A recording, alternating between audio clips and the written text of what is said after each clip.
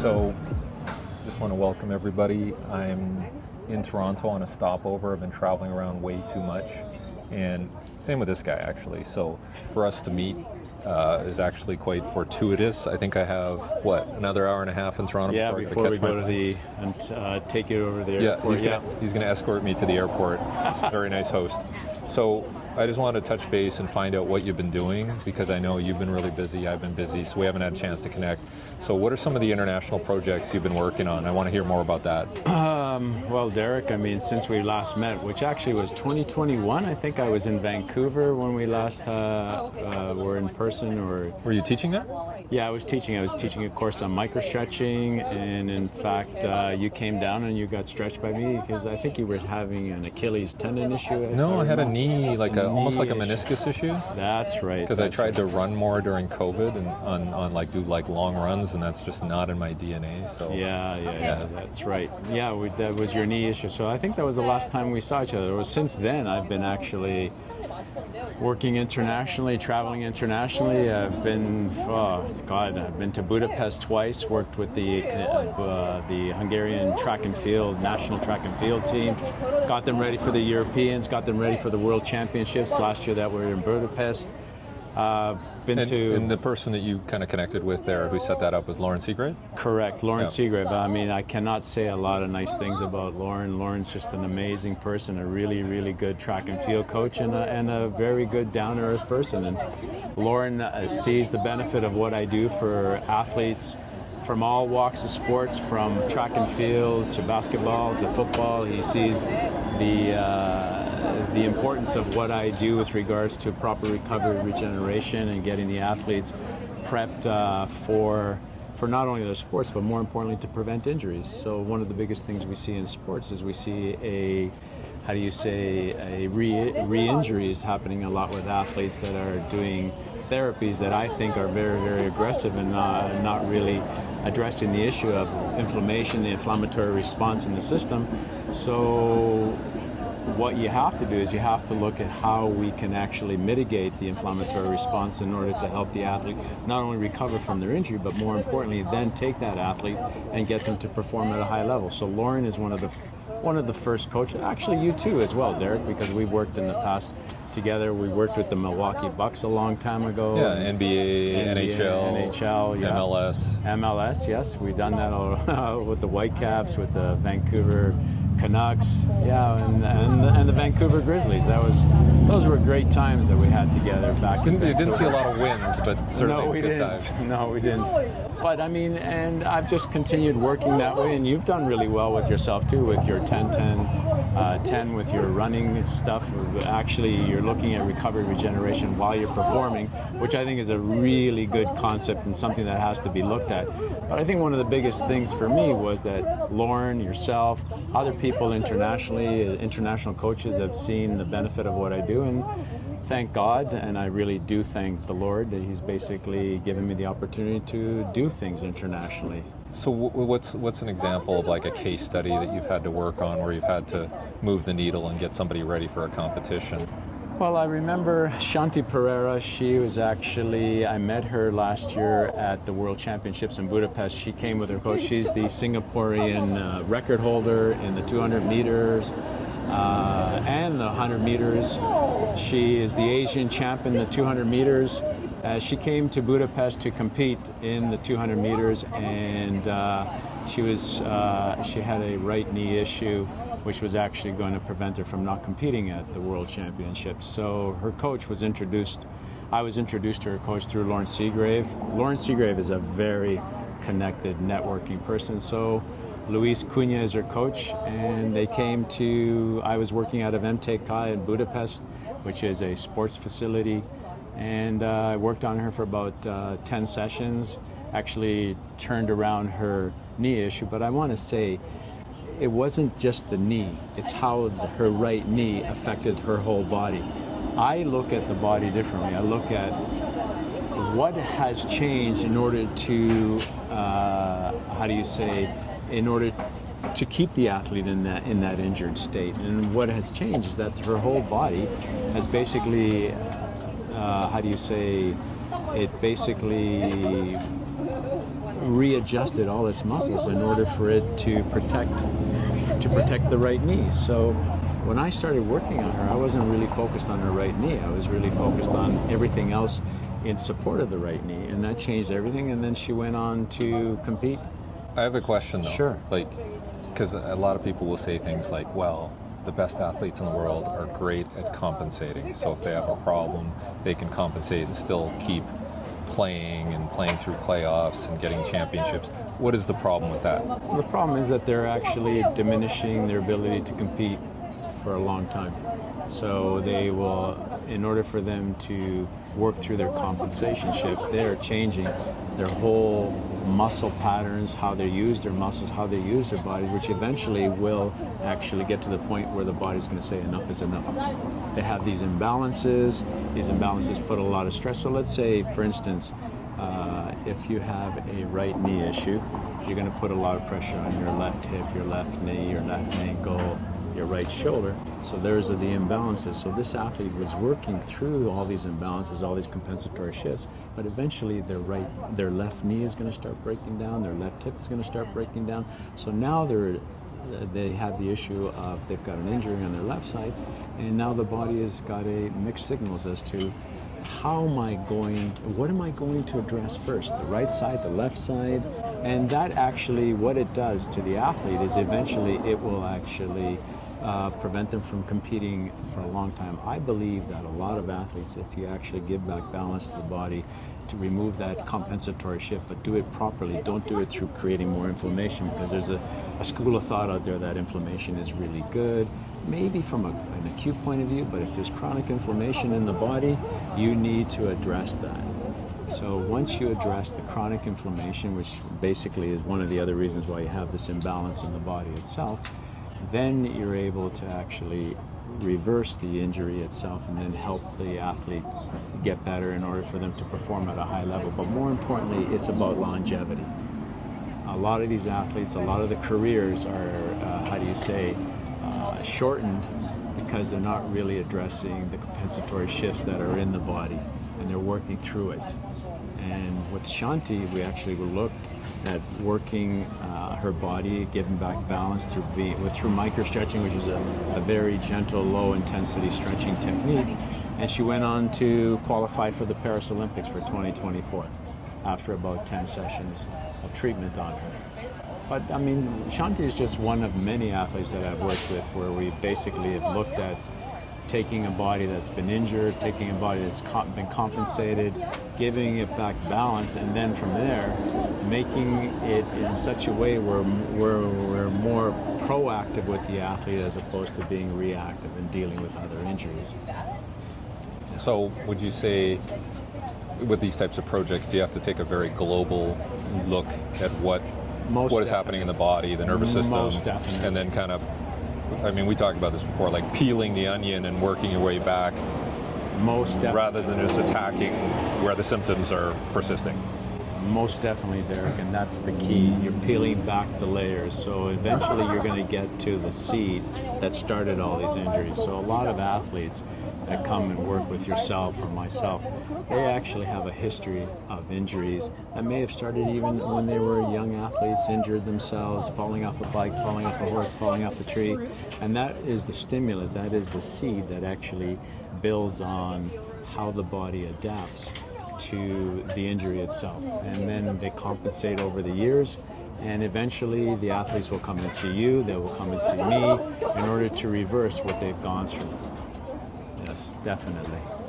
And is there kind of a minimum effective dose for what you do, whether it's you doing it as a manual therapist, but also giving them homework to do? Like, is there always trying to build a reserve of? Yeah, I'm trying to build a flexibility reserve. I mean, this is a thought that you and I have talked about many, many years ago. And the one thing is, I believe that you can actually create a reserve within the body that if you, because for instance, when an athlete is injured, that injury limits how much range of motion they have. So when I start working with them and I actually mitigate the inflammatory response and I actually help, increase those ranges of motion, I'm also trying to create the ability where I'm giving more elasticity to the tissue. So if the athlete ever goes outside of their comfort zone, they know and they feel confident enough that they're not going to injure themselves. And I call that a flexibility reserve, which is something that needs to be looked at. Now, would you say that, because this is my feeling on it too, because I'll find the same with using like electrical stimulation, like there's a certain number of sessions, or any kind of physical exercise, there's a certain number of sessions that are required to almost reverse a condition or affect a long-term change. But is that, in your opinion, is that physical, or is it like tissue related, or is it more neurological? Because I think it's more neurological. It definitely is neurological, for sure, because you got to realize when you look at the musculoskeletal system, the one thing that I find very fascinating is this thing called the muscle spindles. The human body has 50,000 muscle spindles within all its muscles. The only muscles that don't have muscle spindles are your jaw muscles. Everything else has muscle spindles. Really? I didn't know that. Yeah, it's true.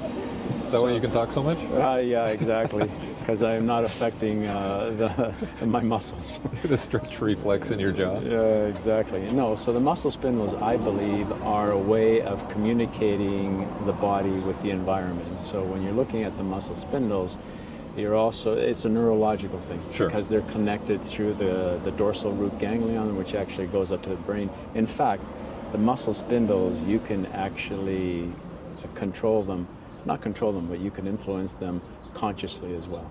So this is why it's not just the neurological, it's also the cognitive. It's very, very important to look at the athlete, like you said, from a global point of view. So we also have to look at their mental, emotional state as well, because that will influence the body.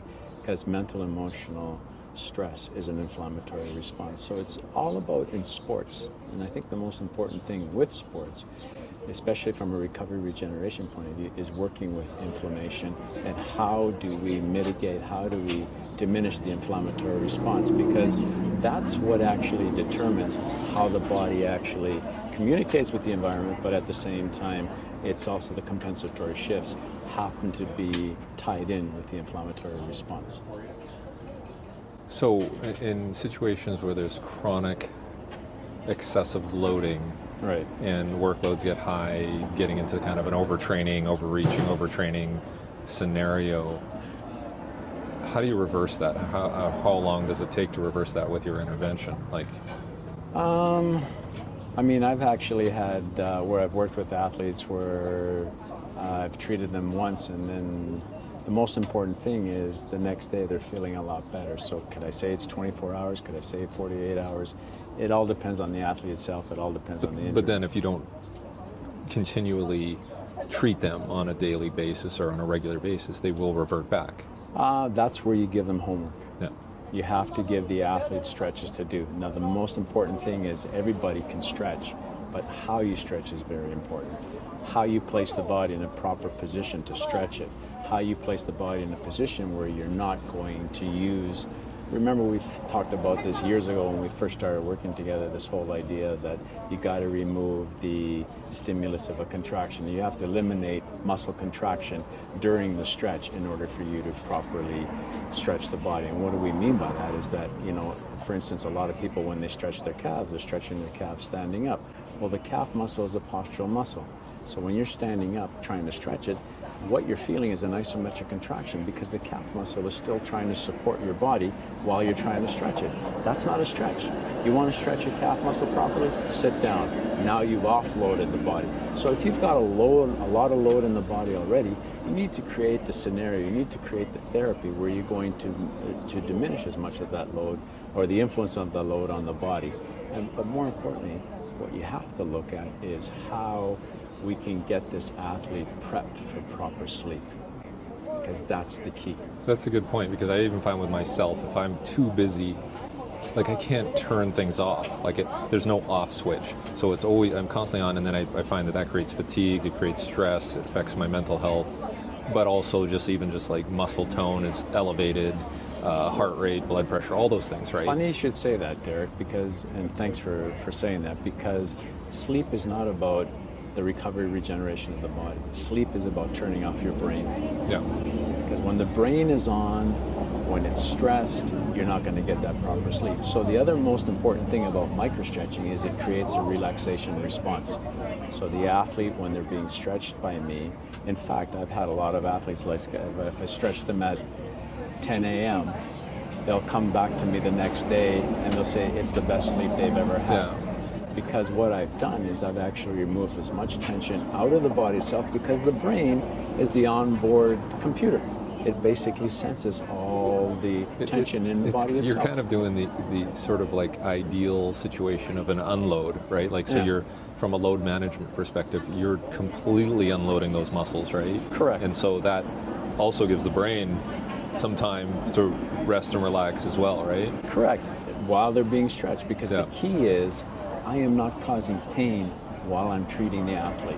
Yeah. Because if I'm causing pain is a sympathetic nervous system response, and we have shown conclusively through a lot of research that when the sympathetic nervous system is activated, it activates inflammation and the inflammatory response. So it's counterproductive. So any athlete out there that is basically feeling that they have to go to pain in order for them to get better from a therapeutic point of view, that is garbage. I'll let you know that right now. Well, it was interesting. There was an athlete that I was helping out who had chronic hamstring injuries, and he said he couldn't even think about running. If he even thought about it, he got anxious and his hamstrings started to hurt, right? And I said, correct. You're almost at a point where you're, and he was trying to get, this therapy and that therapy and rolling and that, right? And it was almost, I said to him, you essentially have hamstring PTSD. I like that. Like, right? Like, so he's anticipating that he's going to injure himself or he's going to have pain to the point where he's afraid to move, right? And we had to almost reset everything. Was this the guy that we worked on? The guy? No, this is a different guy. Okay. But I'm hearing this more and more where people are almost paralyzed. They're afraid. By fear, Fear. And fear is a sympathetic nervous system response, which basically fight, flight, or fright. Yeah. So if you are actually doing therapy and you're creating pain, you're feeding into that system. But my whole view is I'll take a body, first and foremost, when they're on the table, they're in a relaxed state, and then I'll continue that relaxation response by being very, very gentle. So out of a scale of 0 to 10, where 10 is a lot of pain during therapy, my athletes and non-athletes, because I work with people with rheumatoid arthritis, osteoarthritis, chronic fatigue, fibromyalgia, is I'll stretch them around a 3 or 4 out of 10, which is very, very important. So it's very, very, very gentle. Because what I'm trying to do is I'm trying to do two things. One is I'm trying to stimulate the parasympathetic nervous system, but more importantly, I'm trying to stimulate the vagus nerve. The vagus nerve is a very important nerve. It is cranial nerve number 10. It's the largest of the cranial nerves, and interestingly enough, and they thought about this a long time ago, when you meditate and you deep breathe, so when you do your deep breaths, you actually move your diaphragm down, that actually massages the vagus nerve. It actually activates or engages the vagus nerve. So another very important thing that athletes have to look at when they're doing anything that's doing therapy is they have to focus on deep breathing. It's very, very important because deep breathing actually activates the parasympathetic nervous system. And that's the system that you need to stimulate in order for proper recovery regeneration, not the sympathetic. And you go through patterns of breathing as part of their homework when they do it in the stretches. Correct. Yeah. Really simple. I try to get them to do 6 breaths. I try to get them to do 6 breaths a minute. So basically, every 10 seconds they'll take a breath. So it'll be in for 4 seconds, out for 6 seconds, repeat it 6 times. And it's very, very important because I find that calms them down. It's all about calming the body down. It's all about mitigating the inflammatory response, which is the key to proper recovery regeneration. So you have some projects coming up. I know you have some publishing stuff going, and then there's even people I want to connect you with, some clients. But what are some of the things you're working on in terms of like course development and publications? Publications, I'm actually in the process right now. I'm a senior editor for another book that's coming out called Recovery, Regeneration, and Adaptation to Exercise Stress. an integrated approach is by Springer Nature. So what we've done is we've invited a lot of authors to write chapters on it, and it's myself, Lauren Seagrave is part of the project, Dr. Michael Piley from Brock University, and Dr. Greg Bogdanis from Greece. So we're the editors in this book, and it should be out in October. It's going to be about 600 pages, so it's a really big project. The other thing too is I've actually putting together a course that I want to teach at a university in Europe. So, nice. Yeah. Nice. So that's been really busy. So from the book, from putting courses together, from working with athletes, like I was in Singapore twice over this year already, which was really good. So working with young athletes themselves in Singapore, and just getting myself back to Europe again, working with soccer, working with wrestling and Olympic wrestling and stuff like this. That's what is basically keeping me very, very busy. And where's the best places to kind of keep up with you and follow up with you? Through you, through Derek. Instagram at microStretching. And God, you got a website, right? I actually, that's another one of my projects. I'm trying to get the website up and running again. So right now, Instagram is probably your best bet, or if anybody wants to email me directly at microstretching@gmail.com, or go through this guy here, because he's my agent. And if you're in Toronto, look him up and try to visit with him. I know he's a little hard to get a hold of sometimes, but but we'll keep you posted. And just to let you guys know that I'm only going to be in Toronto for a very short while, because I'm heading back to Europe again. You got the love-hate thing with Toronto, don't you? Toronto's changed so much for me. Hey, listen, Derek, most of your work is international as well. I know. Like, I mean, we're the only Nobody Canadian, at home loves me. It's kind of funny. What did you say the other time? You said we're the only Canadians that are not liked in Canada, but we're liked internationally for what we do. So. You know, what is it that the old thing about a prophet is never appreciated in his own hometown? Hey, we should just be happy somebody likes us. That's for sure. Anyways, take care, guys. Thank you very much. Thank you very much. Bye now.